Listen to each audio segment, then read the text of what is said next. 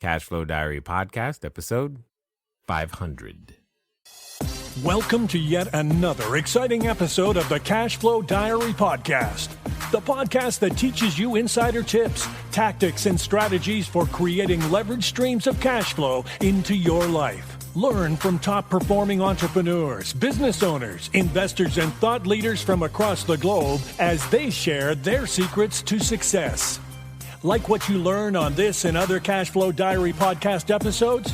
Go to learninvestingnow.com and sign up to receive powerful tips and information that will help you succeed as an entrepreneur and investor.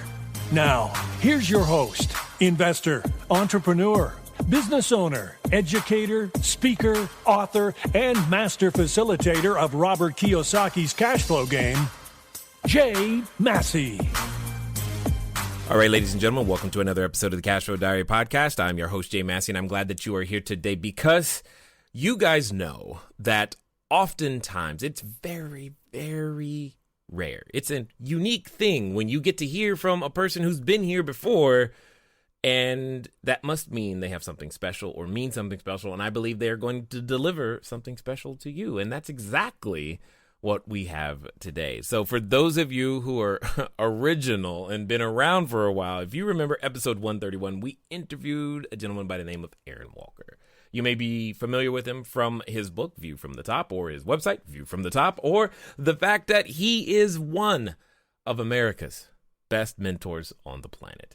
Now, what's interesting to me about him is that he continues to pour himself out into other men because he knows the value of trusted advisors, mentors, the difference that we can make, because alone, well, sometimes we don't always make the best or right decisions. And most importantly, we can get there better, bigger, faster together.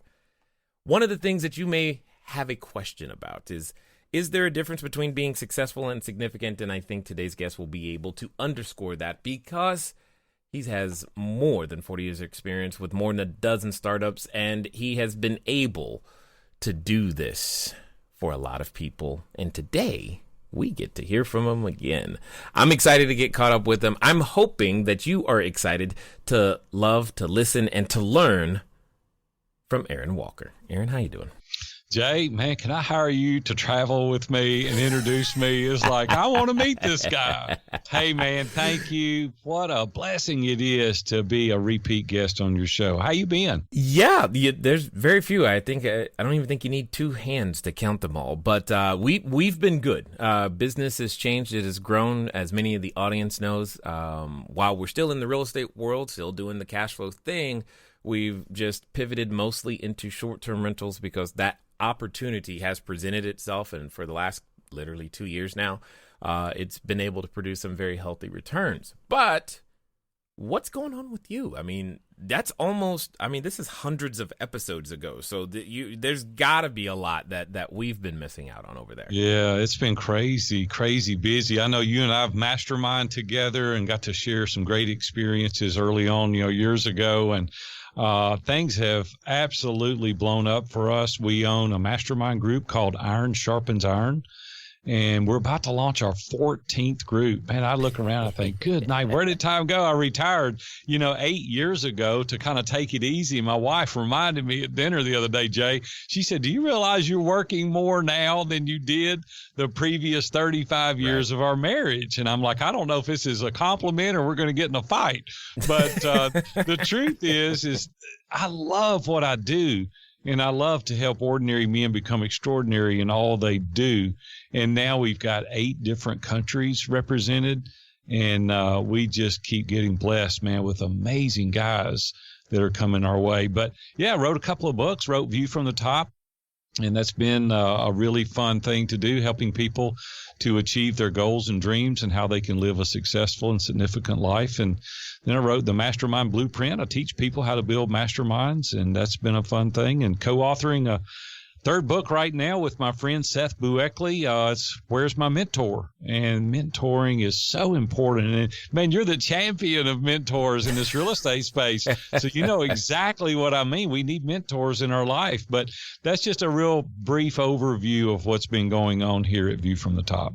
absolutely awesome, and I love it. But I think, and we're going to definitely talk more about that, because there's a lot of people who I know would be looking for the mentors, and I definitely want to dig into that. But what I'm excited to hear about are the mastermind groups. And truth be told, I will tell you and everyone right now, it's been actually on my mind. I was like, I wonder what if I should go back into another one of Aaron's groups. I was actually thinking that long before you reached out and said, hey, let's get back together and catch up. And because it made an impact, and things that make an impact, well, they stick. And that's definitely true for any mentorship group, or being around individuals who can make you better. But I have a question. Sure. Because you mentioned something that almost gets you in a fight, possibly with your wife. You're like, you're working so much. One of the things that I remember the most from the time that we've spent together is this concept of margin, or lack of it in some cases. For those that possibly miss that or don't understand what that is, I really think it would help today's entrepreneur to hear why that's important. And now my question to you is, how are you practicing that? Because you're struggling against something that, in the sense of, I love doing this all the time, and now it becomes a thing. And that's true for a lot of us. Well, here's the thing. We all need a lot of margin in our lives, and I have to really keep guys around me. I have to be in an accountability group and a mastermind group, and I have to have trusted advisors around me to keep me in check. And a lot of people hear, I need to, balance work and life. Well, you can't really do that. That's a myth. The thing you need to do is prioritize your priorities. Like, things need to be lopsided. You need to decide what's important in your life, and you need to focus on that. In his book. Whoa. Hold on. You said something, and you said it really quick, and I think some people probably missed that.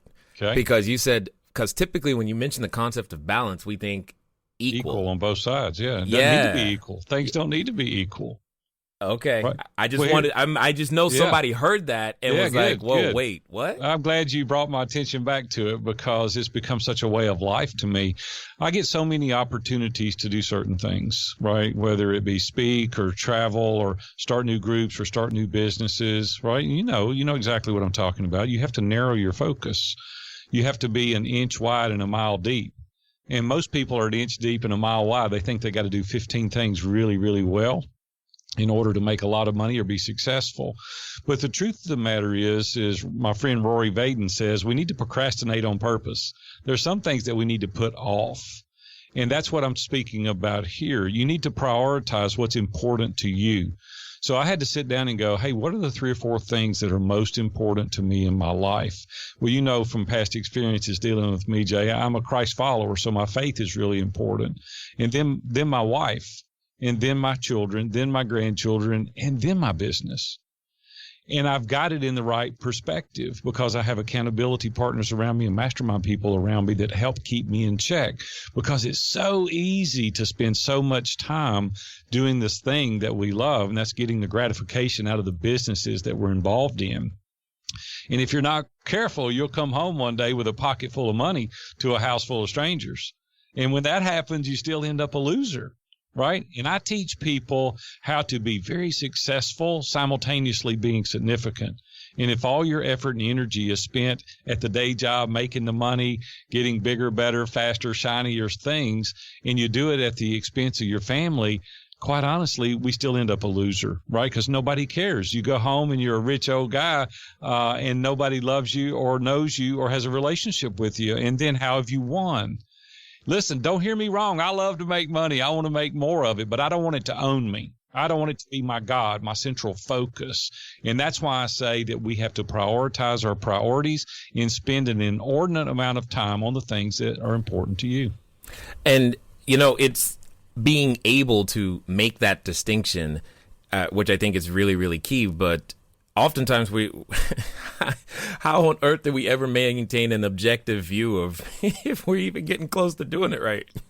Yeah, well, I think that's the reason you need to have people around you. Like, I've been in a mastermind group, for a dozen years called the Eagles, and very, very successful guys in that group. And it keeps you grounded. You go in each and every week and you talk through objectives and things that you're trying to accomplish. And they go, well, hey, I know your history. Like, I've been around you a long time, and I know you're a creator developer. And I know every 3 or 4 years you get bored with maintaining and managing. You want to create something new. And it's like, you need to take another look at that. You need to think through this. So, see, we only have one filter. We only have one vantage point. No matter how much you try to see things a separate way or a different way, you can't. Because the way we were raised, the filters that we have, the perspectives that we have, it's just the way God created us. But when you have somebody else that's not involved in the situation, they can be non-biased. They have a different life experience, a different filter, a different objective. They can look at it critically. I'll give you an example, and this is a very simple example. We did a remodel project at my house, and we looked at it from the front yard, and there was a structural problems they couldn't solve. And the engineers came out there, the general contractors, the subcontractors. I looked at it. We couldn't solve this problem. 2 weeks later, I'm sitting on the patio behind the house, and I'm on a coaching call, and I look at it from a different perspective, and I solved the problem immediately. You see, that's what advisors do for us. That's what mentors do for us, right? They look at you and they go, hey, man, here's your superpowers. Here's where you're strong.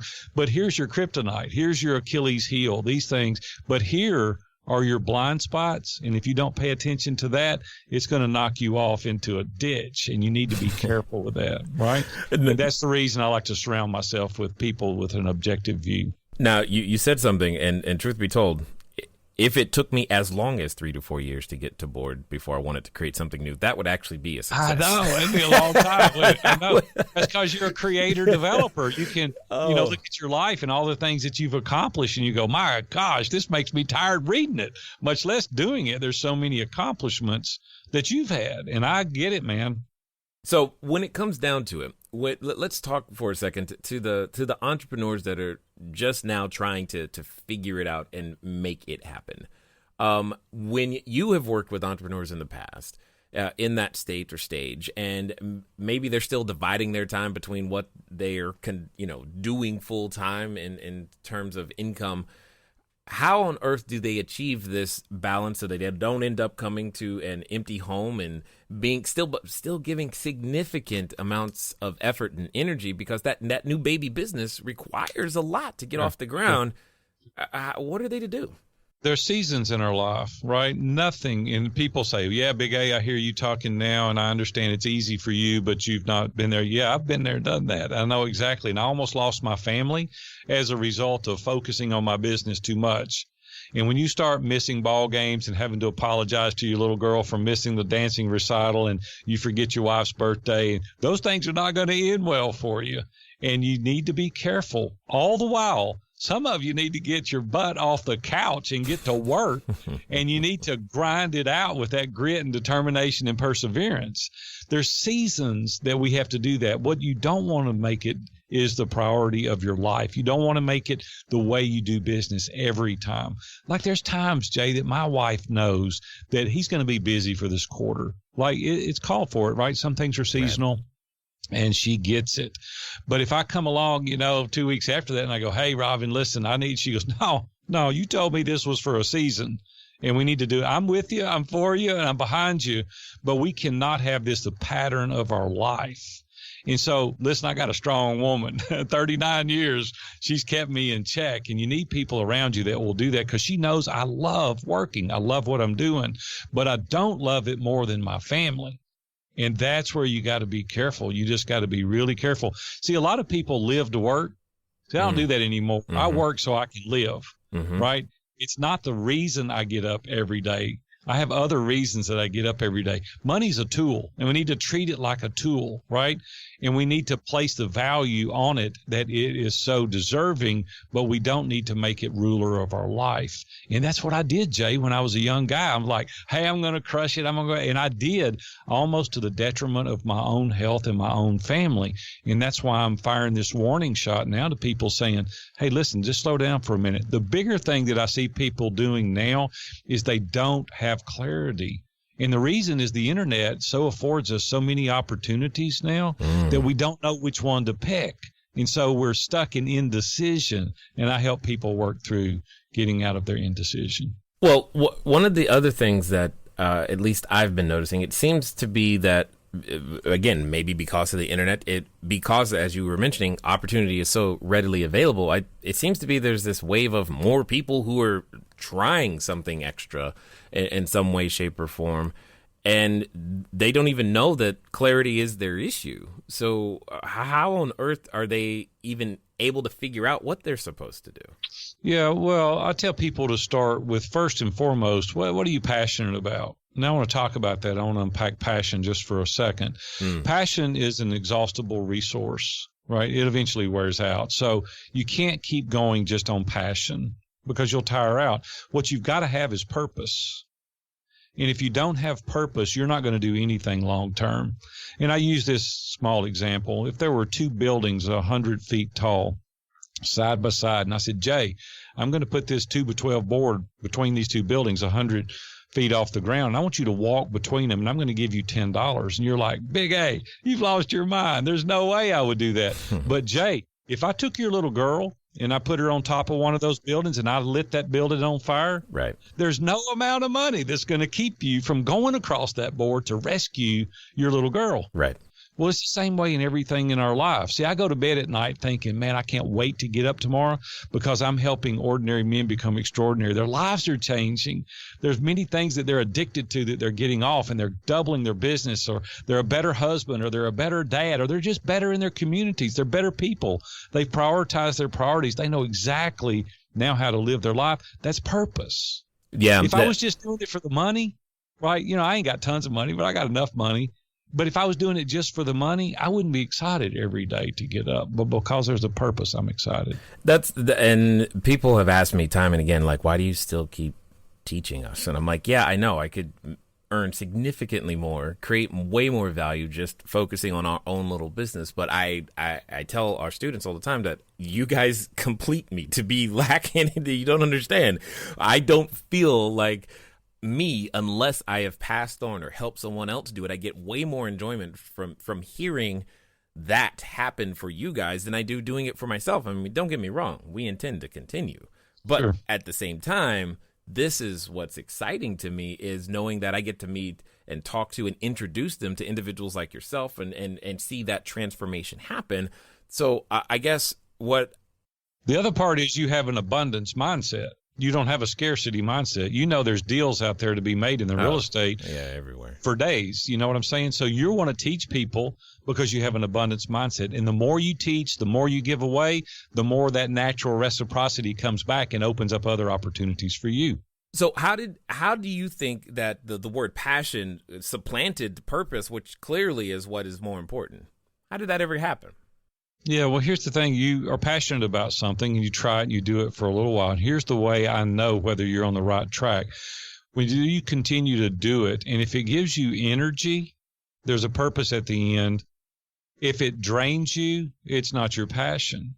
And so a lot of the things people say, well, Big A, would you do it for free? No, because I love to make money, and I love to go on trips. I love to eat. I love to give my wife presents. There's nothing wrong with making money. I love to make money. But the thing is, I'm energized. I'm like excited. When I retired 8 years ago, Jay, Dan Miller looked at me across the table from our mastermind group, and he said, what are you going to do now? I said, nothing. He goes, what do you mean? I said, I'm going to go down to the Caribbean. I'm going to sit on the front porch of one of those little tiki huts, and I'm going to rock myself into an oblivion. And he looked at me, and he never smiled. And he said, that's the most selfish thing I've ever heard you say. And I wanted to poke him in the eye. I wanted to be, well, what? I've been working since I'm 13, man. I'm 50. I'm tired. And he said, no, man, you need to teach. You need to coach. You need to train other people to do the same. And Jay, I never gave it a second's thought. I thought, man, what are you talking about? He said, Big A, come on. You need to teach other people how to do this.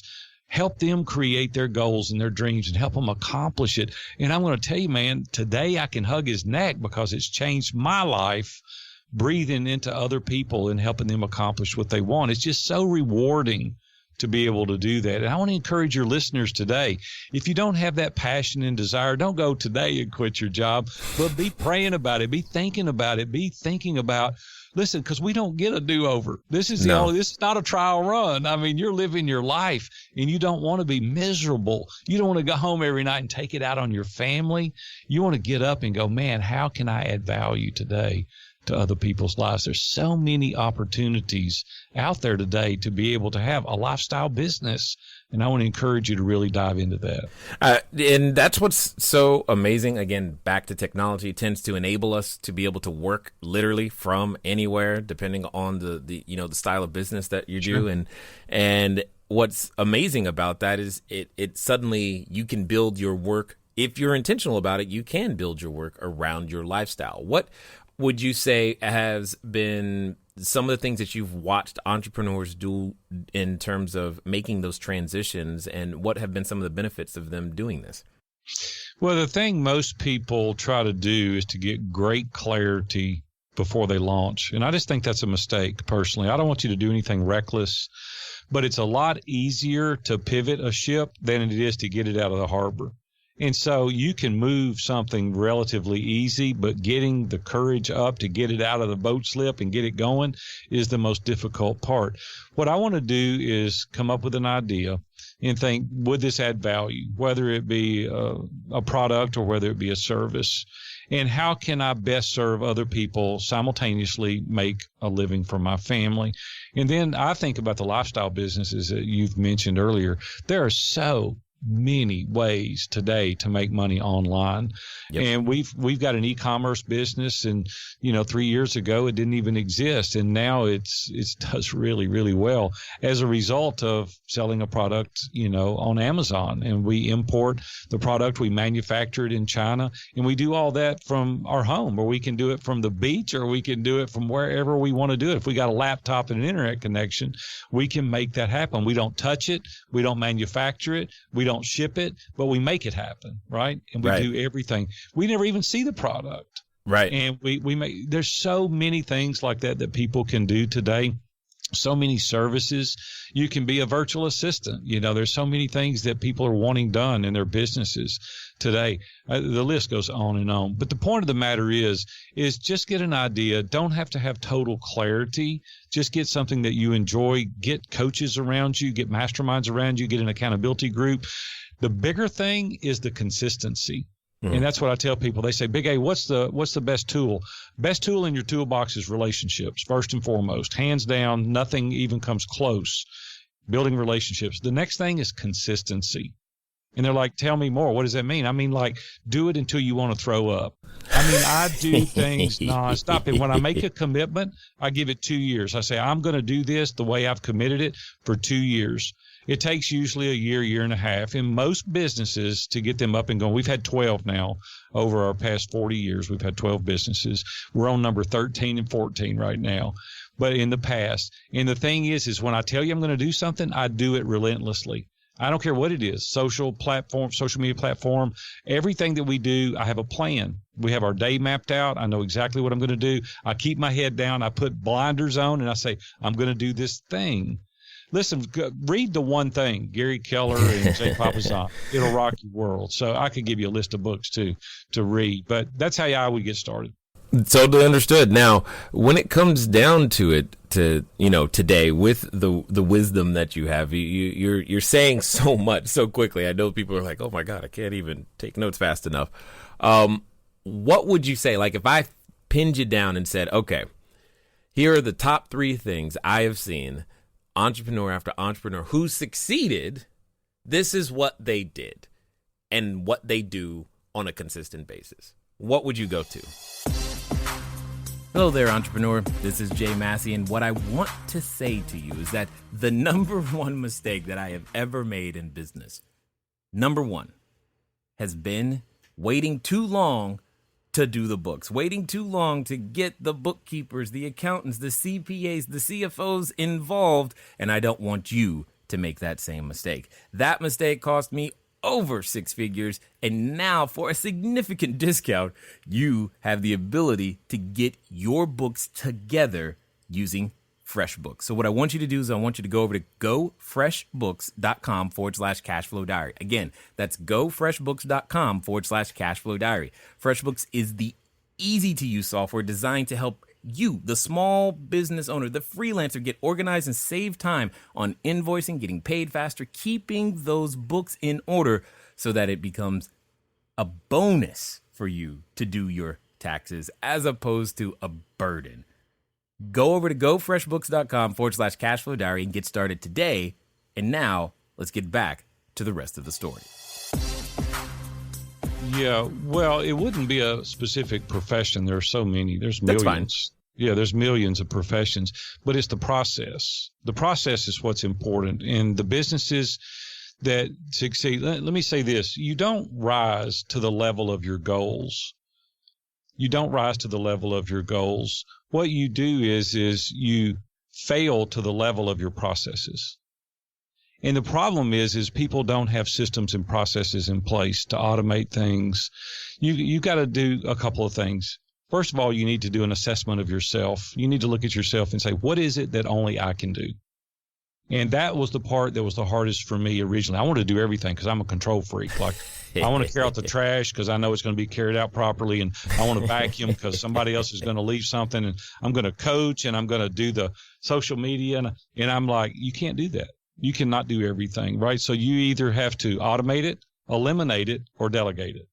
Those are your three options. And so for me, I went through and I said, what is it that only Big A can do? And then I looked through. There were so many things, Jay, that I've done in the past that I had no business doing, right? There were some $10 an hour tasks that I was doing. And I know what I charge to coach and to do things. And I'm like, this is insane. Yeah. Why would I do that? Yeah.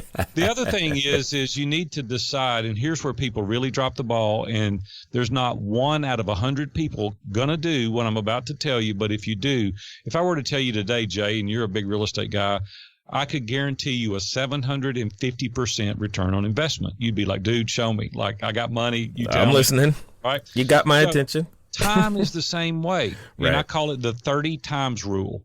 Now, let me tell you what I'm talking about. If something takes you an hour to do every day, and you have to do it every day regardless, you have to do this thing for an hour every day, be willing to invest 30 hours to teach somebody else to do that 1 hour task. If you do the math, it's a 750% return on your time, because that now is an hour you get back, and you don't ever have to do it again. Okay, I'm gonna confess something right now. I just about 2 weeks ago, there's been a couple of processes that I have been holding on to for the business, and it's simple stuff, you know, just simply resetting some keys and whatnot, granting access to the users, and just very, very simple customer service stuff. And I'm just like, whatever, I can do it. It's no big deal. And again, making this exact same thing. And 2 weeks ago, I just decided that, okay, you know what? I'm gonna get rid of this. And even though I don't feel like I should, I just know it's not like I couldn't do it. It's just I just need to get rid of it. And I'm gonna finally do it, because I was holding on to it, because like you said, I wanted to do it myself. And it hasn't quite been 30 hours of training yet, but I've already begun to see the benefits, at least mentally, to where I don't have to do that thing. And oftentimes it only took 30 to 90 minutes a day, if that. But now I don't have to do it, and I feel so much freer, and I'm on to other things, and I'm like kicking myself going, why did I hold on to this for over a year? Right. I should have got rid of that. You think about this for a second. So you build a process and a system to do that. Yep. And it's gone. Now you got that hour back. What if you took that hour and all you did was reached out to your clients? Right. You think about how much more your business would grow just with that 1 hour, right? Here's the other thing that people need to hear. There's a platform called Zoom, and there's other platforms, and you can do this. Here's what we do. We do training with video, and you can share your own screen with yourself, sit behind your microphone. You train one time. You go through the process. You save it as an MP4 file or an MP3 file. And then you send it to that person. You say, watch this thing until Jesus comes back if you need to. But here's your training. They can get it, watch it. You've trained one time. See, most people will sit down beside of somebody and they'll train, for hours and hours and hours and hours. I'm like, man, dude, you only got to train one time. Just sit down and do a video, share your screen, do the video there, and train somebody how to do this. And see, time, we can't get back time. We can get back money, although we can't get back time. When it's gone, it's gone. And so people hear it, but until they realize it, that time is something that is absolutely paramount for us to be successful.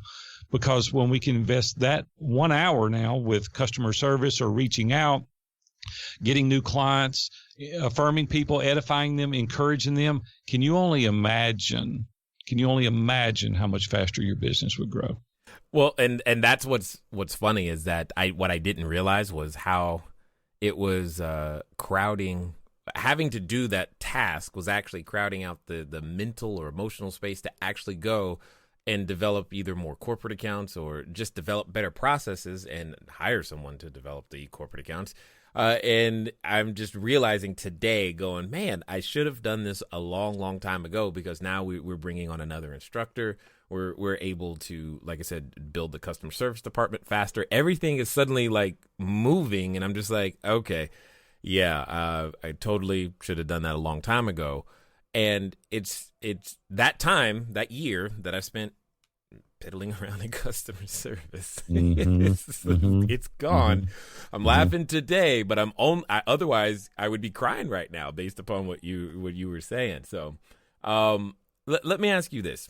You love, at least more than me, you love to create content in the form of books. I'm curious as to why that medium, why does that, feel like the place for you? Because for me, I know myself is that it seems a challenge for me to sit down and actually write, let alone read a book. Boy, I'm fixing to hammer you on both. This is going to be great. Well, first of all, there's so many opportunities out there today without books, right? I get it. So that you can learn, I'm a TED Talk junkie. I love those. I love to listen to podcasts like Cash Flow Diary. I love great opportunities to learn. But books have been around absolutely forever. There's two things a book will do for you. First of all, it's mandatory, almost, not completely, almost mandatory if you want to speak, because it gives you a sense of authority, whether you deserve it or not. It's like when you've written a book, it's like, man, you wrote a book. I mean, like, you wrote a book on success and significance. People immediately go, man, you must be an authority on this. So it opens up a lot of opportunities otherwise that you would have never gotten. The other thing is it's a really inexpensive business card, right? There's an objective for the book, right? In my book, I talk about, it's kind of a memoir, but it's also talking about setting boundaries and breaking free and how you can focus and choose wisely and letting go of bitterness. And I'm really vulnerable. I'm raw in the book. I really just kind of let my guard down and say, hey, we've had a little bit of success and here's how we've been able to do it. But the other thing that the book does is that it points people to something else. Like there's a call to action. Like when you get through, you're like, oh man, this is a good book. And I say, hey, if you want this kind of life from now on, get involved in our mastermind group. Right. So it's a great lead magnet for people to get into the group. Once they learn who I am and what little bit of success I've had, they go, man, I want to surround myself, because you are the average of the 5 people that you spend the most time with. And the book brings people to the group that really are givers and they want to learn and they want to excel. And then when you get around that, it's contagious. And you're like, man, now I'm motivated. Now I'm excited and I'm being held accountable. So there's a call to action for the books as well. And plus, it's just pretty cool to succinctly be able to sit down and place all your thoughts. Jay, I'm going to challenge you. You've not written a book. Is that correct?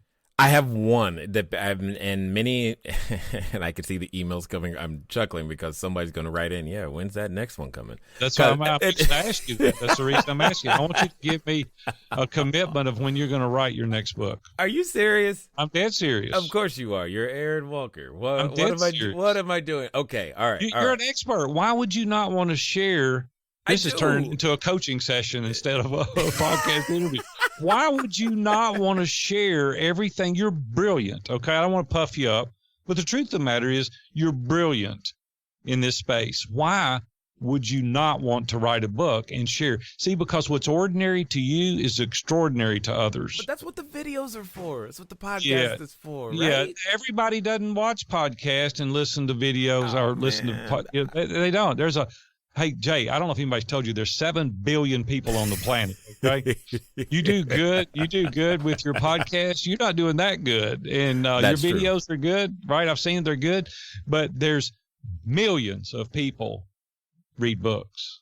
So my question is when are you going to start on your book? I'm going to hold you accountable, dude. I'm just telling you. I feel it. And that's why I don't want to answer. I want it recording too. I know. That's the point. So I can look back. Okay. It'll change your life and their life. Okay. Listen. Yeah. So let me tell you a quick story. So I'm sitting in our mastermind group, and on my left is Ken Abraham. I don't know if y'all know who Ken Abraham is or not, but he's written 94 books. He's the most prolific ghostwriter on the planet. He wrote, George Foreman, Viente Fox, he's written 94 books. He wrote Let's Roll, Lisa Beamer's book, and he wrote Payne Stewart. You name it, he's written their book, okay? So he's sitting on my left for 12 years. Dave Ramsey's sitting on my right. So Dave's got, he's a guy that knows a little bit about finances, and he's written a few books. Sold millions of copies. Dan Miller sits across the table from me, written 8 books, and God knows how many books he sold. And then somebody says, Big A, you going to write a book? And I'm like, you got to be kidding me. Who would read my book? Well, Ken Davis is in my mastermind group. He wrote the book Fully Alive, and he looks at me and he goes, man, dude, you're using the wrong comparison. I said, what do you mean? He goes, you're worried about what Ken and Dave and Dan think? He said, let me tell you something. When I wrote Fully Alive, he said 17 people called me the year they read my book, and they said, I was going to commit suicide, and because I read your book, I chose not to. He said, if you change the life of one person, will it not be worth writing the book? I said, you're daggum right. I'm going to write that, gentleman, right now. And I did. It took me 18 months, and I can't tell you. I cannot even begin to tell you. I sit sometimes at my computer. My wife has to come in and read the email because I'm crying. I can't read the email. I can't read it because they're saying it's changed my life. Man, you're holding people out on things that could change their life because Jay Massey won't write a book because he's got the knowledge. He's got the key to the kingdom, and you won't give it to him. You need to write a book. I'm waiting for an answer. When are you going to start writing the book? I love this. But we get that from the people write into us now from the podcast and YouTube channels, and they're already saying those things. All right. But I am hearing what you're saying. I'm hearing what you're saying. We'll see. You may wiggle out of it now, but I'm not done with you. So I appreciate that. I'm gonna come back to you, and we're gonna nail you down on writing a book. You got too much wisdom, man. Thank you. I appreciate the kind words, but I think for a lot of people who are listening right now, they're hearing what it's like to be a part of a group and why. That's hilarious. That's what we do right here every single day. It's like, hey, we grab you by the throat and we don't let go because we want you to accomplish your goals and dreams. And the other thing is we get out of people what they can't see in themselves. And that's because that's the thing is there's a lot of things that I think all of us, to some degree, believe we can do certain things and we'll try those things. But it's the things that we don't see or don't believe or don't yet believe that we could do that other people go like, yeah, that would be totally natural. Like one time there was this crazy it was the craziest thing. And it happened with my oldest daughter. I was picking her up from school and there was a Black Enterprise magazine on the dashboard. And I told her to look. And I was pointing at the magazine. I forgot what I actually wanted her to notice, but she looked at the magazine and she went, oh, and I'm like, what? She's like, oh, I thought you were on the cover. That's why you wanted me to look. And in her mind, it was absolutely natural that I would be on the cover of a magazine. And I'm just like, I definitely was not thinking that, but she was. And those are things that I think your groups can pull out because we would never consider that for ourselves in some cases. Well, you know why? Because it's the upper limit challenge. And for those that read, and you just told me you're not reading books, The Big Leap is a must read by Gay Hendricks. Oh, yes. Now, I'm an audiobook junkie. I just don't read them. Okay. I just don't. Listen, that's different. You guys need to read that because it helps you push through these upper limit challenges where you go, you know what, man? I am going to be on the cover of that magazine. You give me a year and I'm going to be on that daggum magazine. And you go out there and you meet the people, build the relationships, put your content out, and you get on the front page of that magazine. listen, you've got to have a mindset of I can do it. If anything was instilled in me as a child, my mom had a saying, can't, couldn't do it, and could did it all. And she said that my whole life. She would not allow us to say can't. She would say, you might not be able to do it, but you're going to try. And by her pushing me, it built self-confidence and self-esteem that I was able to do things. And then also about fear. We're paralyzed by fear. And I've heard all my life, can't, couldn't do it, could, did it all. And fear missing an opportunity more than you fear failure. And man, you couple those two things together, Jay, you're going to rock. And that's a mindset shift. And that's why I want to change your mindset on writing the book. And I'm going to let you wiggle out of it today on this call because this is your show and not mine. But I'm going to tell you, man, the audience, you get ready because you're going to see Jay Massey's book. Y'all just stand by. I love this. I love this so much. So, and in fact, I'm sure there's a number of people who are listening right now going, yeah. Or they probably have listened this far and they want to find out more. They're excited. They hear your passion for challenge and growth and pulling it out of people. What's going to be the best way for them to find out more about what you guys are doing and what you're up to? Yeah, pretty easy to find us online, viewfromthetop.com, all the social media platforms there. My personal cell number's there, my email. I'm easy to get a hold of. Google Aaron Walker and my stuff will come up and podcast interviews and stuff. And it's not that I'm that popular. It's just that I've intentionally put myself out there to be found. And I want you guys to contact me. Let's have a conversation, see if we can help you. And listen, even if you don't get involved in my mastermind, get involved in somebody's group. Get an accountability group around you. I meet with the same 3 guys for 12 years now every Friday morning, 6 o'clock. I've done this now for over 25 years. I've gone through 3 groups because I want people around me. I want to know the truth, and I want to meet with guys on a regular basis. It's going to breathe that into me. So, hey, reach out to me, and I'd love to have a conversation with you. Excellent. Now, I'm going to ask you a question because I'm curious to hear your answer. And I know there's a number of people listening who would fit in this category. They've listened this entire time. They've gotten excited. They probably got a little scared. They're like, oh my God, he's challenging Jay right now. But at the same time, we know when we've heard things that will help us move forward. And they may have reached that what I like to call the precipice of decision. They are on that edge. And yet at the same time, what tends to happen is when we get there, we have this voice, and it's a voice that tends to remind us of what we didn't do, how it didn't work last time, how it didn't go well. And for some people, they are related to that voice.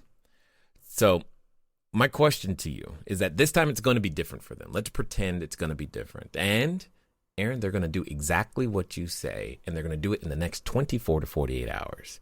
So what do they do? Yeah, well, first of all, you got to quit listening to those voices. That's the upper limit challenge. You know, you lay in bed at night and you go, I'm not smart enough. I don't have the education. I don't have the resources. I don't have the relationships. That's a crock. And I didn't get to share my story with you, but I come from a very poor family. At 18, started my first business. At 27, I retired. I sold out to a Fortune 500. If I can do it and not have a dime when I start, everybody hearing my voice can do it. You got to quit listening to those voices. Don't be around people that are stealing your thunder. Get yourself around people that are encouraging, edifying, lifting you up, and helping you, locking arms, building that culture, having that chemistry of I can do it and help you. Listen, a lot of you need to get rid of some of your friends. I'm just telling you, you're hanging out with the wrong people. You can't fly with the eagles if you're running with the turkeys. You just can't do it. And I want to tell you today, get around people that can help take you to that next level, and don't let anybody ever steal your dream or tell you can't do something. I love it 100%. I definitely appreciate not just your passion, but the purpose is stronger than ever, and it comes through so much. And I'm hoping that everyone was able to, I'm sure you stopped a few people while they were on the treadmill and they're like, ooh, I got to write that down, because I know I've taken, again, more notes and just more things for myself as well. And I thank you for taking the time and sharing your knowledge, your wisdom, and your insight here with us today at the Cashflow Diary, sir.